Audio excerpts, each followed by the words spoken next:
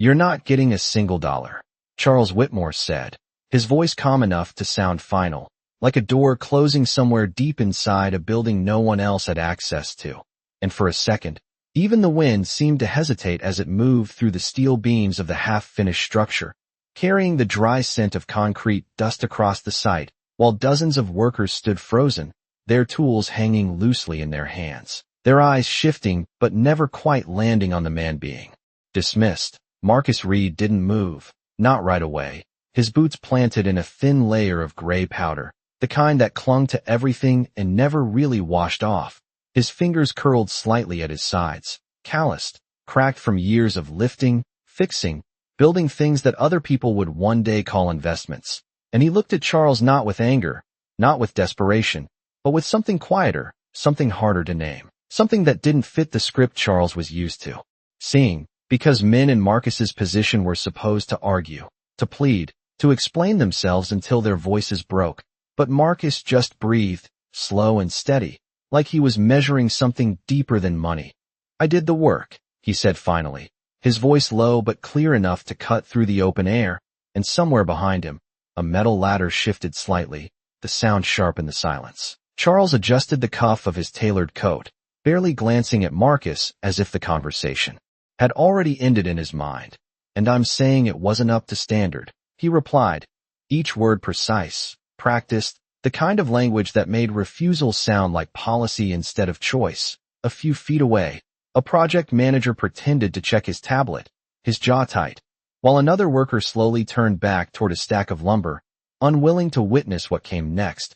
Marcus's gaze flickered for just a moment, not toward Charles, but toward the glass tower rising behind him, sunlight reflecting off its unfinished windows in cold, fractured patterns, and in that reflection, for a split second, you could almost see two different worlds layered on top of each other, one built on contracts and signatures, the other on sweat and time, and neither one fully acknowledging the other. His phone buzzed softly in his pocket, a small, almost fragile sound compared to the weight of everything else. He didn't check it, but he already knew what it was. The hospital number had been calling more often lately. Each call a reminder that time didn't pause just because someone else decided your work didn't count. "You can send your complaint through the proper channels," Charles added, already turning slightly, signaling to security with a subtle movement of his hand, efficient, dismissive, practiced. And that was the moment something shifted, not in the room, not in the air, but in the space between them, because Marcus didn't step forward, didn't raise his voice, didn't try to stop him. He just nodded once, slow, controlled, as if he had heard something more than what was said out loud, as if he understood a different layer of the conversation entirely. And when he finally turned away, walking toward the edge of the site where the gravel met the asphalt road, there was no rush in his steps, no hesitation either, just a quiet certainty that felt out of place. In a moment like this, behind him, the sounds of the construction site slowly came back to life, metal clanging, engines starting, voices rising again, but none of it quite erased what had just happened. And as Marcus reached the gate, the sunlight hit the glass tower again, sharper this time, almost blinding, and for a brief second, it looked less like something being built and more like something waiting to crack. The gate clicked shut behind him with a dull metallic echo that lingered longer than it should have, as if the sound itself refused to let go. And Marcus Reed stood there for a moment on the edge of the street, the hum of passing cars blending with the distant grind of machinery behind him, his shoulders rising and falling in a slow rhythm that did not match the pace of the world around him. His phone buzzed again, longer this time, more insistent, and when he finally pulled it out, the screen lit up with a number he had already memorized, County General Hospital. He hesitated just long enough to feel the weight of the decision, then answered, his voice steady. "This is Marcus." A pause, then a nurse on the other end, polite but direct, explaining that the billing department needed confirmation by the end of the week, that the treatment schedule could not be extended without it, that they understood circumstances could be difficult, but policies had to be followed. The words came carefully, professionally, but they landed heavy all the same. Marcus closed his eyes briefly, pressing his thumb against the edge of the phone. "I understand," he said, not because he agreed, but because there was nothing else to say. When the call ended, The silence that followed felt louder than the construction site ever had. He slipped the phone back into his pocket and started walking, his boots crunching against loose gravel before meeting the smoother surface of asphalt. Each step measured, unhurried, like he was giving himself time to think, or maybe time not to. A few blocks down, he stopped at a small intersection where a flickering pedestrian signal counted down in red numbers, 10, 9, 8, and for a brief second, he caught his reflection in the darkened glass of a closed storefront. Dust still clinging to his clothes, a thin line of sweat tracing down his temple, and beneath it all, something else, something sharper, more focused than the man Charles Whitmore thought he had just dismissed. Marcus reached into his worn backpack when the light changed, pulling out a small, scuffed laptop, the kind that had seen years of use. Its edges softened, its surface marked with faint scratches. He did not open it right away. Instead, he kept walking until he reached a quiet bus stop. The bench slightly tilted, paint peeling at the edges, and when he finally sat down, the city noise seemed to dull just enough to let something else come through. He flipped the laptop open, the screen casting a cool blue glow against his face. And for a moment, the reflection in the screen overlapped with the one he had seen earlier, but this version of Marcus did not look uncertain. His fingers moved with a familiarity that did not belong to someone who only carried tools. Folders opened, files layered beneath files, contracts, reports, annotations, and then one document in particular, labeled in plain text, Whitmore Development Phase 3. He paused, not because he doubted what he would find, but because he already knew it was there, the kind of detail most people overlooked, buried in language designed to pass unnoticed. His eyes scanned the lines quickly, efficiently, and there it was, a discrepancy, small enough to hide, large enough to matter. His jaw tightened just slightly, not in anger, but in recognition, like someone seeing a pattern they had spent years learning to detect. The bus stop remained empty, the countdown of another signal blinking in the distance, and Marcus leaned back just enough to breathe, the screen still glowing in front of him, the city moving on as if nothing had changed. But somewhere between that construction site and this quiet corner, something already had, and it was not loud, not dramatic, just a shift, quiet and precise, like the first crack in glass that no one notices until the light hits it the right way. The cursor blinked steadily on the screen, a quiet pulse of light that seemed almost out of place against the weight of what Marcus Reed was reading, his eyes moving line by line, not rushed, not uncertain, but precise, like someone who had spent years learning where the truth liked to hide. The language in the contract was clean on the surface, polished, structured to pass through boardrooms without resistance. But underneath it carried something else, a shift in liability, subtle enough that it would not trigger alarms during a standard review, yet large enough that if anything went wrong, the burden would fall entirely on a shell subsidiary instead of the parent company. Marcus leaned forward slightly, his elbows resting on his knees, the faint hum of traffic passing behind him blending into a distant background noise. And for a moment, he closed his eyes, not to escape, but to confirm, replaying the structure in his head, tracing the logic the way he used to when this was not something he did in silence on a bus stop bench, but in offices with glass walls and people who listened when he spoke. His fingers hovered over the keyboard, then began to move, opening another file, cross-referencing clauses, checking timestamps, amendments, digital signatures, and the pattern became clearer with each click. This was not an accident, not a one-time oversight. It was a system, repeated, refined, designed to look compliant, while shifting risk away from where it should have stayed. A light breeze moved through the street, carrying the distant scent of food from a nearby corner stand. But Marcus did not notice, his focus narrowing, sharpening, the world outside the screen fading into something distant and secondary. He reached into his bag again, pulling out a small notebook, its pages worn at the edges, filled with notes written in tight, deliberate handwriting, numbers, dates, fragments of contracts from past jobs, pieces that never quite made sense until now. And as he flipped through it, aligning what he had just found with what he had seen before, the realization settled deeper, heavier.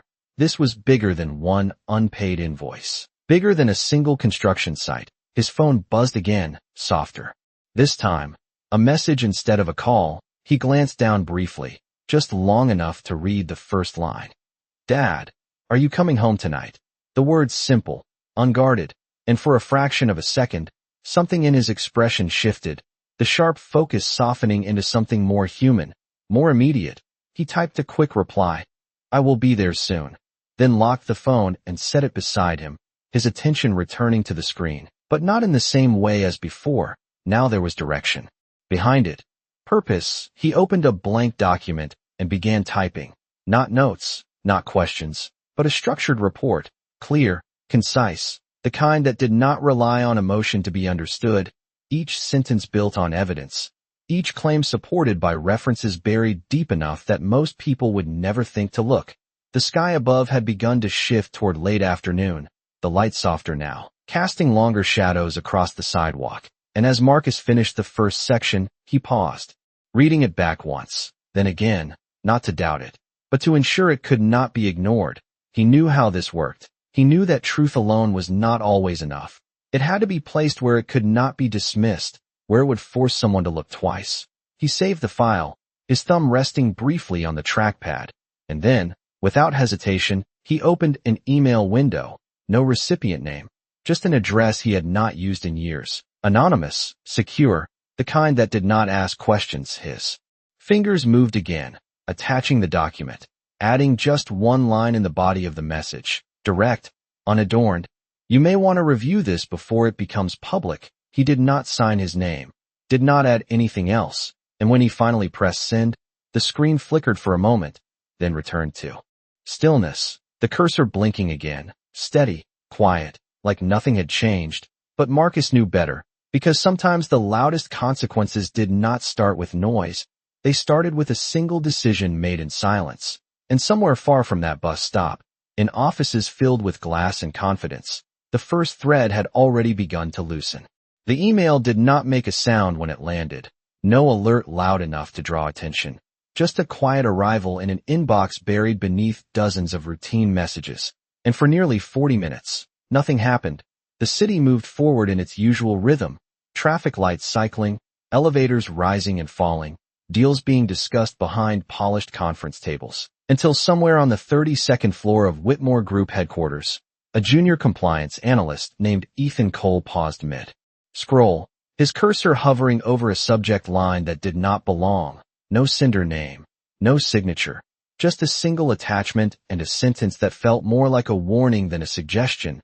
He hesitated, glancing briefly at the glass walls around him, executives passing by with clipped conversations, the soft hum of printers, the low murmur of a company that had never been forced to question itself. Then he clicked. The document opened clean, structured, almost too clean, and within seconds, his posture shifted, his back straightening slightly as his eyes moved faster, more focused, his training kicking in, not because he wanted it to, but because he could not ignore what he was seeing. The clause was subtle, buried deep enough to pass unnoticed in a standard review. But once you saw it, you could not unsee it. The liability shift, the misalignment between subsidiaries, the pattern repeating across multiple filings. Ethan leaned closer to the screen, his fingers tightening around the edge of his desk, the air conditioning vent above him humming softly, too steady, too normal for what was unfolding in front of him. He opened another file, then another, cross-checking, verifying, hoping, for a moment, that there was an explanation he had missed. But the more he looked, the clearer it became. This was not a mistake, and that realization carried weight, not loud, not immediate, but heavy enough to settle into his chest. He glanced toward the corner office where Charles Whitmore stood speaking to two investors, his posture relaxed, confident, the kind of presence that filled a room without effort. And for a second, Ethan hesitated, the space between knowing and acting stretching just long enough to feel dangerous. His cursor blinked on the screen, waiting, and then he did something small, almost invisible. He forwarded the email, not to Charles, not yet, but to the internal audit team, adding only a short note.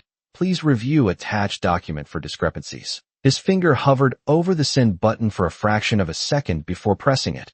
And just like that, the silence shifted, not outwardly, not in a way anyone could hear, but inside the system itself. The kind of shift that moved quietly through layers of approval, Notifications appearing on screens in different departments, each one subtle, each one routine on its own, but together forming something else entirely. Across town, Marcus Reed closed his laptop, the screen dimming as the last traces of blue light faded from his face. He did not check for confirmation, did not wait for a response. He simply packed the device back into his bag, his movements calm, deliberate, as if the outcome was not something he needed to witness in real time.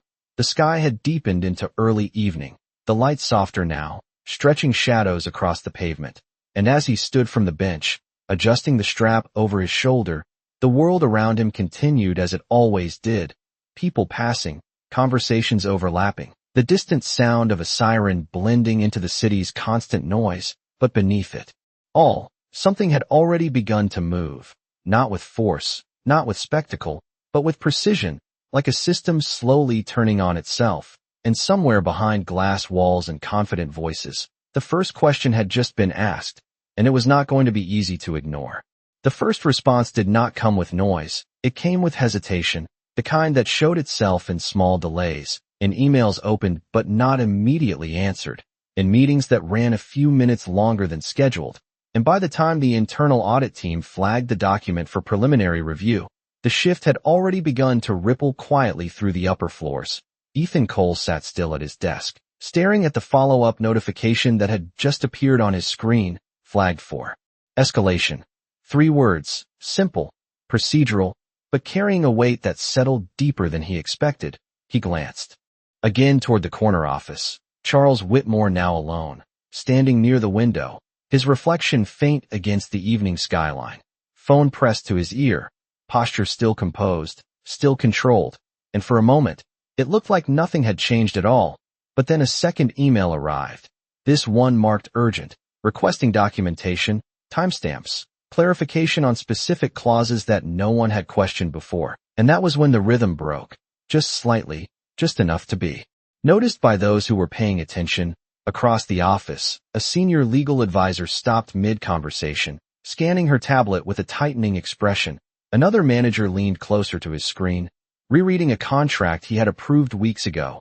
The air remained quiet, but it was no longer the same kind of quiet. It carried tension now, thin but growing, like a wire pulled just a little too tight. Miles away, Marcus Reed stepped onto a city bus, dropping a few bills into the fare box. The driver nodding without looking up, the doors closing behind him with a soft mechanical sigh. He moved toward the back, taking a seat near the window, his bag resting at his feet, the worn fabric brushing against his boots. Outside, the city lights flickered on one by one, reflecting off passing cars and storefront glass. And for the first time that day, Marcus allowed himself to sit without moving, his shoulders lowering slightly, the weight of the moment settling into something quieter, more internal. His phone buzzed once more. He pulled it out, reading the message this time. A short reply from the hospital, confirming an appointment window, requesting confirmation. The words neutral, routine, but they carried urgency all the same. He stared at the screen for a second longer than necessary, then typed back, "I will confirm soon," before locking the phone and slipping it back into his pocket. His gaze shifting to the window as the bus rolled forward, streetlights stretching into long lines of gold across the glass. Somewhere between one stop and the next, the reflection of his face overlapped with the passing city, steady, composed, but underneath it, something had changed, not visible to anyone else, not something that could be pointed to directly, but present all the same. Back at Whitmore headquarters, Charles ended his call, lowering the phone slowly, his eyes narrowing just slightly as he looked toward the cluster of employees now gathered near the conference room. Voices low, movements more deliberate than before. He stepped forward, each footstep measured, the kind of movement that usually restored order simply by existing. But this time, the room did not settle the way it always had. The conversations did not fully stop, they only softened. And as he reached the table, one of the legal advisors turned the tablet toward him, the document displayed in sharp clarity, the same lines Marcus had read hours earlier, the same clause now highlighted in yellow. And for the briefest moment, something in Charles's expression shifted, not dramatically, not enough for anyone to call it out, but enough to register as unfamiliar, his jaw tightening, his fingers resting against the edge of the table, the confidence still there, but no longer untouched. And in that quiet, controlled room, surrounded by glass and certainty, the first real crack made itself known, not in sound, not in spectacle, but in the simple fact that for the first time, Charles Whitmore did not immediately have an answer. Charles Whitmore did not sit down, even though the chair was right there, even though every instinct in the room expected him to take control of the moment by lowering himself into it. But instead he remained standing, one hand resting lightly against the edge of the table, his eyes fixed on the highlighted clause, as if staring long enough might change what it said. The room held its breath in a way that felt unnatural. Conversations reduced to silence not by command, but by uncertainty, and when he finally spoke, his voice was still calm, still measured, but there was a slight delay before the first word, a fraction of a second that had never existed before. Who approved this structure? He asked, not raising his tone, not accusing, just asking. But the question did not land lightly. It moved through the room like a quiet current, drawing attention, tightening shoulders, shifting posture. The legal advisor cleared her throat, her fingers hovering over the tablet, as if unsure whether to scroll or stay still. It was part of the Phase 3 filings, signed off during the second review cycle. She replied, careful, precise, and for a moment, Charles said nothing, his gaze lifting from the screen to the people around him, not searching for blame, not yet, but recalculating. And that was when another notification appeared, not on his screen, but on the large monitor mounted at the far end of the room. A system alert, internal audit escalation, flagged for external compliance review. The words simple, official, and unmistakable. A ripple passed through the group, subtle but undeniable. Someone shifted their weight, another adjusted their tie, the quiet no longer neutral, now carrying something heavier, something closer to consequence, across the city. Marcus Reed stepped off the bus, the doors opening with a soft hiss as he moved onto the sidewalk, the evening air cooler now, carrying the faint scent of rain that had not yet arrived. He adjusted the strap of his bag and began walking down a narrow street lined with small apartment buildings, their windows glowing with warm light, a contrast to the cold glass towers across town. His pace steady, unhurried, but there was intention in it, not urgency, not panic, just direction. He reached a modest building with chipped paint along the entryway and pushed the door open, the familiar creak greeting him as he stepped inside. The hallway dim but quiet, and as he climbed the stairs, each step felt grounded, real, the kind of movement that did not depend on contracts or approvals, just presence, just being there. When he opened the door to his apartment, the space was small but warm, a lamp casting soft light across a worn couch, a backpack resting near the corner, and from the next room, a voice called out, "Dad." Simple, immediate, and Marcus's expression shifted in a way it had not all day, the tension easing, replaced by something quieter, something steady. "I am here," he replied, setting his bag down by the door, his movements slower now, more deliberate, as if this space required a different kind of attention. Back at the headquarters, Charles finally moved, pulling the chair back and sitting down, his posture straight, composed, but no longer untouched. He reached for the tablet, scrolling through the document himself now, not relying on summaries, not trusting the distance he had always maintained, his eyes narrowing slightly as he followed the language, the structure, the pattern, and the realization did not arrive all at once. It built, piece by piece, until it settled into something undeniable. He leaned back just slightly, his fingers tapping once against the table, not out of impatience, but out of thought. And then he looked up, not at the document, not at the advisors, but toward the glass wall that reflected the city beyond, the same city that had always moved according to his decisions. And for the first time, it felt like something in that movement was no longer under his control, not yet visible, not yet loud, but already in motion, like a shift in direction that could not be reversed once it began. The night did not bring silence to Whitmore headquarters. It brought light. Too much of it. Office floors that should have gone dark hours ago remained lit in sharp, white lines against the skyline. And inside, the air had changed in a way no one could ignore anymore. Conversations were no longer casual. They were clipped, purposeful, Voices lowered not out of respect but out of caution, and Charles Whitmore stood at the center of it. Jacket removed, sleeves slightly rolled, a detail so small it might have gone unnoticed on any other day. But here it marked something different, something less controlled. He moved from one screen to another, reviewing documents himself. Not summaries, not filtered reports, the raw files, the original filings, his fingers scrolling slower than usual, his eyes catching details he had once trusted others to manage, and each line confirmed the same thing. The structure was deliberate. The risk had been shifted with precision, and more importantly, it had been signed under his authority, even if he had not read every word. Even if he had trusted the system to function without question. Across the table, the legal team sat straighter than before, no one leaning back, no one relaxed, tablets in hand, waiting, and when one of them finally spoke, her voice careful, measured. If this moves to external review, we will need to prepare for regulatory inquiry. Charles did not respond immediately, his gaze fixed on a specific section of the contract. His mind moving through timelines, approvals, signatures, and then something else surfaced, not a document, not a clause, but a memory, a man standing in dust and sunlight, saying only one sentence, calm, direct, I did the work. The words did not belong in this room, and yet they did not leave his mind. Across the city, Marcus Reed sat at a small kitchen table, a plate untouched in front of him, not because he was not hungry, but because his attention was elsewhere. His son sat across from him, flipping through a school workbook, pencil tapping lightly against the page, the sound soft, steady, grounding. Are you working tomorrow? The boy asked without looking up, and Marcus paused for a moment before answering.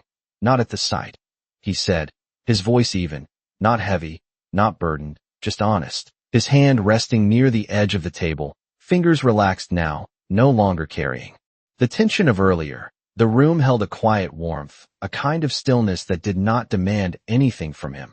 And for a moment, he allowed himself to sit in it, to exist without calculating the next step. But that moment did not erase what had already been set in motion. Back at the headquarters, another alert appeared, this one external, a request for documentation from a regulatory body, formal, direct, and impossible to delay. The room did not react loudly. There were no raised voices, no sudden movements. But the shift was immediate, visible in the way people looked at each other, in the way screens were turned, files opened, messages sent faster than before, and Charles exhaled slowly, not in frustration, not in defeat, but in recognition, the kind that comes when something moves beyond control and into consequence. He straightened slightly, his posture returning, but not fully. Something had changed, something that could not be undone by authority alone.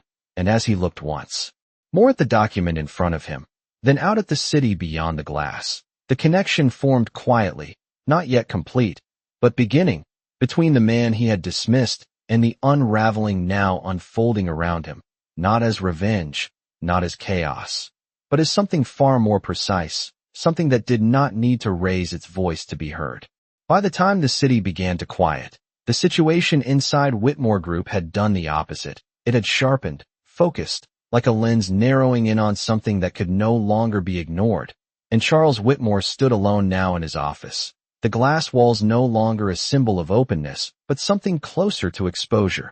The city lights behind him reflecting faintly across the surface, duplicating his image in layers. One version still composed, still controlled, the other just slightly delayed, as if struggling to keep up. The document remained open on his desk, not because he had not understood it, but because he needed to see it again, to confirm that what he was realizing was not a misinterpretation. His fingers rested on the edge of the desk, tapping once, then stilling, and in that stillness, the question formed more clearly, not about the clause itself, but about who had seen it first, who had recognized it before it reached this point. Across the hallway, voices moved quickly, legal teams coordinating responses, compliance officers requesting historical data, every action measured, every word chosen carefully. But beneath all of it was a quiet urgency that could not be hidden. And when Charles stepped out of his office, the conversations did not stop, they only shifted, lowering slightly, acknowledging his presence without fully dissolving. And that was new. That was different. He walked toward the conference room again, slower this time, not because he lacked direction, but because he was thinking, replaying the day in fragments, the construction site, the dust in the air, the man who did not argue, who did not raise his voice, who simply stated a fact, and then walked away. And something about that memory did not align with everything else happening now. It felt connected, but not in the obvious way, not through anger or retaliation, but through something quieter, more deliberate, across town. Marcus Reed stood by the window of his apartment, the glass slightly cool against his fingertips, the city stretching out in front of him, lights flickering in patterns that felt almost random until you looked long enough to see the rhythm beneath them. His son had already gone to sleep, the small room now silent except for the faint hum of a nearby appliance. And Marcus allowed himself a moment of stillness, not to celebrate, not to anticipate, but simply to breathe. His laptop remained closed on the table behind him. The work already done, the decision already made. And for the first time that day, there was nothing left to calculate, no next move to plan, just the quiet understanding that whatever came next would not be something he controlled. Back at the headquarters, the external request had expanded, additional documentation now required, timelines compressed, responses expected faster than the system was designed to handle. And Charles sat at the head of the table. Once more, the room filled but not settled, the energy different now, less about authority and more about reaction. He listened as reports were delivered, each one adding another layer, another confirmation, another piece of the structure unraveling in ways that could not be easily contained. And as he absorbed it, his expression remained steady, but his gaze shifted, not just across the room, but inward, tracing a line back through the day to a single moment that now felt less like an isolated event and more like the beginning of something he had not recognized at the time. And in that realization, quiet but undeniable, the distance between cause and consequence began to close, not fully, not yet, but enough that he could no longer pretend they were separate. Morning did not arrive gently for Whitmore Group. It arrived with notifications, with emails marked urgent before most employees had even stepped into the building. And by the time the first elevator doors opened on the executive floor, the atmosphere had already shifted into something tighter, more contained. As if the air itself had been filtered through caution, Charles Whitmore stood by the window again. But this time the city did not feel like something he overlooked. It felt like something observing him back. His phone rested in his hand, the screen filled with messages from partners, investors, legal counsel, each one asking for clarity in different words, but all circling the same concern: exposure, liability, risk. And for a moment, he did not answer any of them. He simply watched the reflection of his own office layered over the skyline, the glass catching both worlds at once, the controlled interior and the unpredictable outside. Behind him, the door opened quietly. A senior advisor stepping in with a tablet held close. "We have received formal notice," she said, her voice steady but lower than usual. "They are requesting full disclosure on all related filings." Charles turned slightly, not fully, just enough to acknowledge the statement.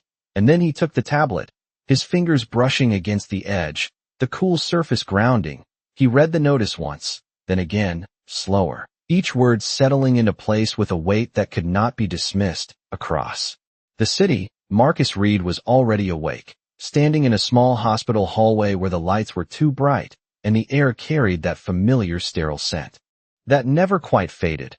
He held a clipboard loosely in one hand, not because he needed it, but because it gave his fingers something to anchor to. A nurse passed by with a soft nod, her shoes making quiet sounds against the polished floor, and when Marcus stepped into the room, his expression shifted again, the sharp focus from the night before softening into something quieter, something present. "Hey," he said gently, pulling a chair closer, his voice low, steady, and in that space, the world outside did not disappear, but it became distant, less immediate. His phone remained silent in his pocket, not because nothing was happening, but because what mattered in that moment was right in front of him. Back at the headquarters, the first call came through, not internal, not controlled, but external, a reporter requesting comment. The question framed carefully but pointed, and as the message was relayed across the room, the reaction was not panic, not yet, but it was no longer contained. Screens shifted. Conversations grew more direct. Strategies began to form not around prevention, but response. And Charles listened, absorbing each update, each suggestion. But his attention kept returning to something else, something that did not appear on any screen. The memory of a man who had stood without raising his voice, who had not argued, who had not threatened, and yet had left behind something far more disruptive than either of those could have been. He placed the tablet down slowly, his fingers resting against the surface for a moment longer than necessary. And when he finally spoke, his voice was still calm, but now it carried something new, not uncertainty, but awareness. "Find out who flagged this first," he said, not loudly, not urgently, but with a precision that cut through the room. Because somewhere between that construction site and this moment, a connection had formed. And even if he could not yet see it clearly, he could feel it, the line between a single unpaid worker and an entire system beginning to question itself. And as the day continued to unfold around him, faster now, louder, more visible, that line was no longer something he could ignore. The request did not stop at internal review. It moved outward with a clarity that could not be softened, and by mid-morning, the first official inquiry had turned into a formal investigation notice. The kind that carried weight not because of how it sounded, but because of what it required: full transparency, complete records, no delays, and inside Whitmore Group, the shift became undeniable. Phones rang more frequently, emails stacked faster than they could be answered, and conversations no longer circled around possibilities. They moved directly into consequences. Charles Whitmore stood at the long conference table, both hands resting flat against its polished surface, his posture still, strong, still controlled, but now grounded in something different, not authority alone, but calculation under pressure. "We respond with everything," he said, his voice steady, leaving no room for hesitation, and the room reacted immediately, not with relief, but with movement. Files opened, instructions relayed, teams dividing responsibilities with a precision that came not from comfort, but necessity, across the room. Ethan Cole sat quietly, his eyes fixed on his screen, the weight of what he had forwarded now fully realized. He did not speak, did not draw attention to himself, but his breathing had changed, slower, more deliberate, as if he was adjusting to the reality that something small had become something irreversible. Across the city, Marcus Reed stepped out of the hospital into the late morning light, the brightness sharper than it had been inside, forcing his eyes to narrow for a second before adjusting. He paused near the entrance, the sound of distant traffic mixing with the quiet voices of people coming and going. And for a moment, he simply stood there, his hands resting loosely at his sides, his shoulders steady, not because nothing was happening, but because he had already accepted that it was. His phone buzzed again, longer this time. And when he looked at the screen, the number was unfamiliar. He let it ring once more before answering, lifting it to his ear with the same calm he had carried all day. "Marcus Reed," he said, and there was a pause on the other end, brief but noticeable, before a voice responded, professional, controlled, introducing themselves as part of a legal team requesting clarification on prior work conducted at the site. The words were careful, structured, but the intention behind them was clear.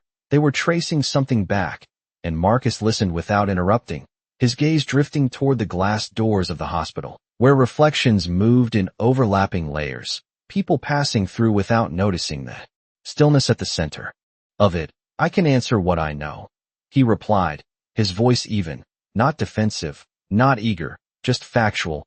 And when the call ended, he did not move right away. He stood there for another second, letting the moment settle, not as confirmation, but as continuation.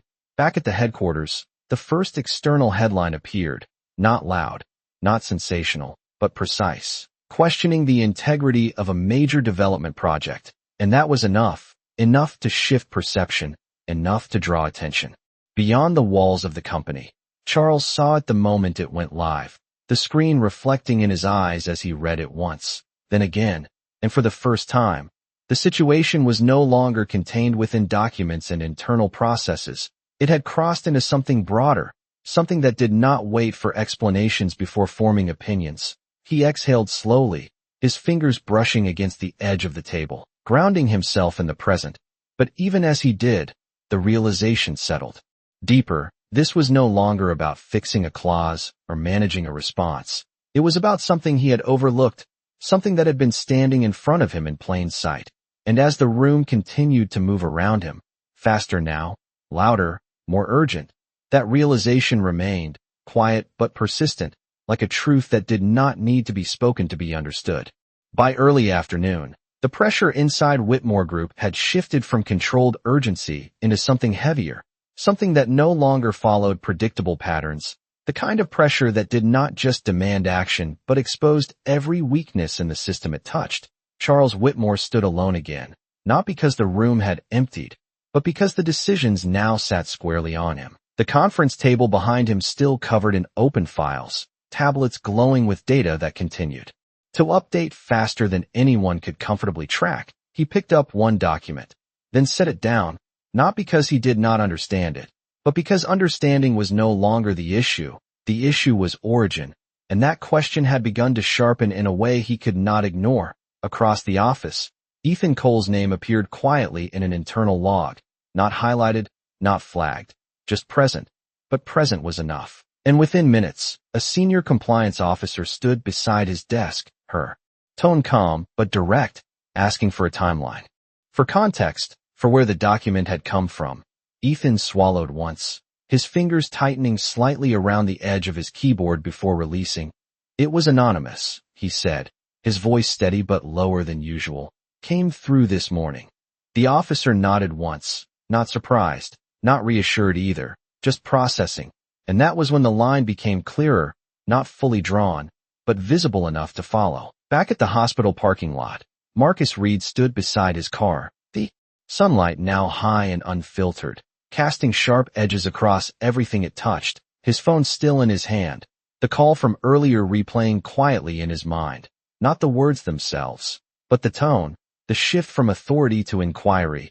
And he understood what that meant, not as a threat, not as an opportunity, but as a consequence moving through its natural course. He opened the car door, then paused. His reflection faint in the window, layered over the interior of the vehicle, and for a moment, he studied it, not critically, not emotionally, just observing, as if confirming that he was still the same person who had stood on that construction site, still the same person who had walked away without raising his voice. And after a second, he got in, the door closing with a soft, final sound. Across town, Charles stepped back into the conference room, his gaze sharper now, more focused. Who sent it? He asked, not loudly, but with a precision that pulled the room into stillness. Again, the compliance officer responded without hesitation. We traced the internal forwarding to Ethan Cole, but the original source is unverified. Charles nodded once, slowly, absorbing that, and then something shifted, not outwardly, not in a way that anyone could point to immediately, but internally, the connection tightening, the memory aligning with the present, the man who had spoken calmly, who had not defended himself beyond a single sentence, who had left without resistance, and now, this, a disruption that carried the same tone, the same absence of noise. Get me everything tied to that site, Charles said, turning slightly toward the legal team. Every worker, every contract, every report. His voice remained controlled, but now there was something else beneath it, not anger, not urgency, but intent, the kind that forms when realization begins to settle into direction. Across the city, Marcus pulled into a quiet street, the engine cutting off as he sat for a moment in the stillness of the car, his hands resting lightly on the steering wheel, the world outside moving at its usual pace, unaware of the threads that had begun to connect between two very different places. And as he stepped out, closing the door behind him, the sound was soft, almost insignificant, but it marked something all the same, not an ending, not yet, but the point where the distance between two lives, two decisions, was beginning to disappear. The list did not take long to compile, but the weight of it grew with every line added, names, roles, timestamps, each piece of data forming a map that Charles Whitmore could no longer ignore. And when the file finally reached his desk, he did not open it immediately. He let it sit there for a moment, his hand resting beside it, not touching, as if the act of opening it would confirm something he was not yet ready to say out loud. Across the room, the low hum of activity continued, keyboards, tapping, quiet conversations threading through the air, but none of it reached him fully, his focus narrowing to the single object in front of him. And when he finally opened the file, the screen lit up with a clean, structured list, each entry aligned, each detail precise. He scanned it once, quickly, then again, slower, his eyes catching on one name, Marcus Reed, listed under contracted labor, flagged only as a standard entry. Nothing remarkable, nothing that would have drawn attention under normal circumstances, but nothing about this situation was normal anymore. And as he stared at that name, something in his memory settled into place, not as a sudden realization, but as a quiet alignment. The man on the construction site, the tone of his voice, the absence of reaction, and the disruption that had followed.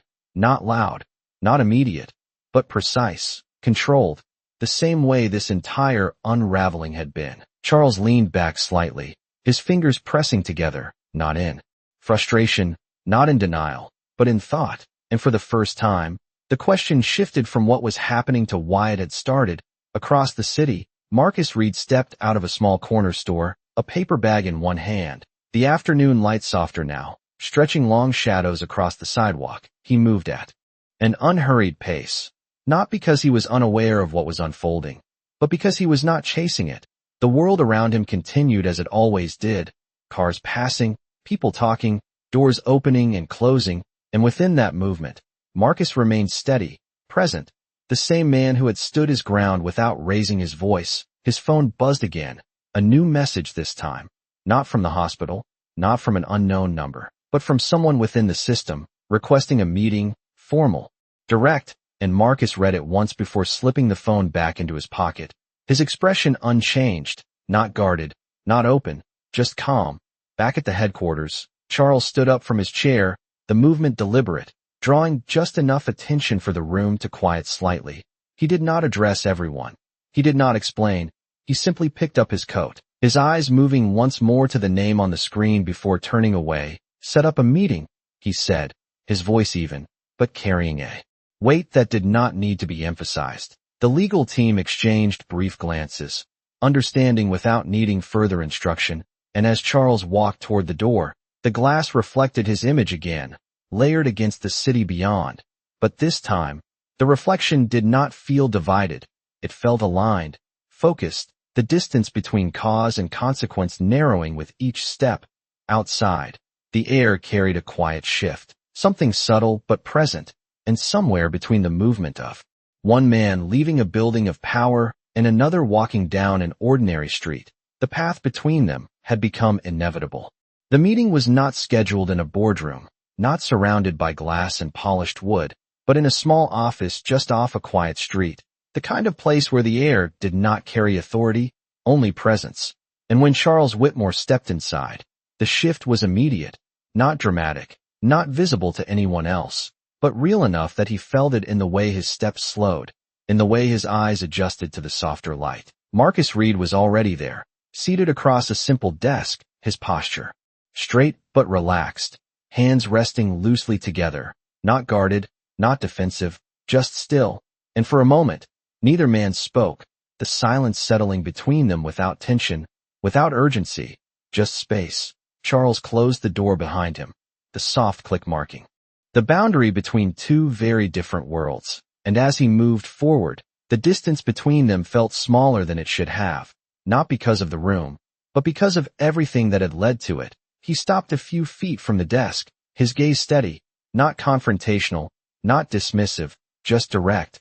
"You sent it," he said, not as an accusation, but as a statement shaped by everything he had already seen. Marcus did not respond immediately, his eyes meeting Charles's without hesitation, without resistance.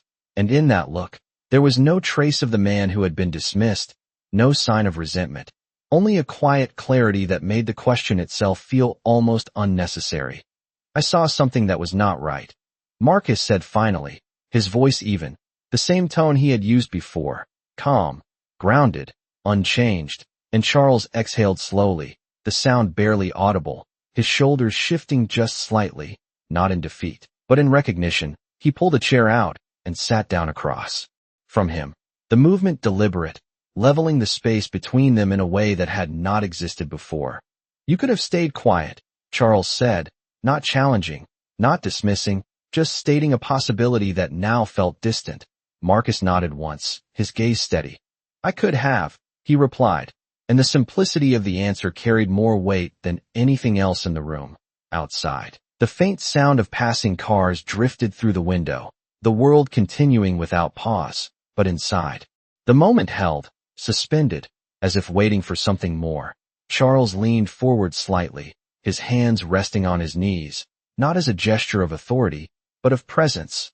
You understand what this has started, he said, and this time, there was something different in his voice, not control, not calculation, but honesty, and Marcus met that honesty without hesitation.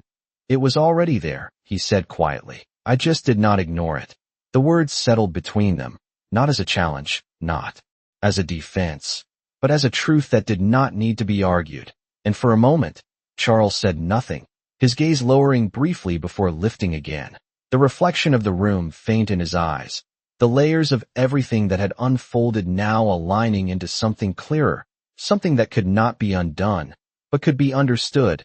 And as he sat there, across from the man he had once dismissed without thought, the shift completed itself, not loudly, not dramatically, but in the simple act of seeing, not position, not status, but the person in front of him, steady, unshaken, and grounded in something far stronger than either of them had acknowledged before. Charles did not respond right away, the space between Marcus's words and his own reaction stretching just long enough to feel unfamiliar, not uncomfortable, but different, like standing in a place where the usual rules no longer applied. His gaze remained steady, but something in it had shifted, not in intensity, but in direction, less outward, less about control, and more inward, as if he was measuring something he had never needed to measure before.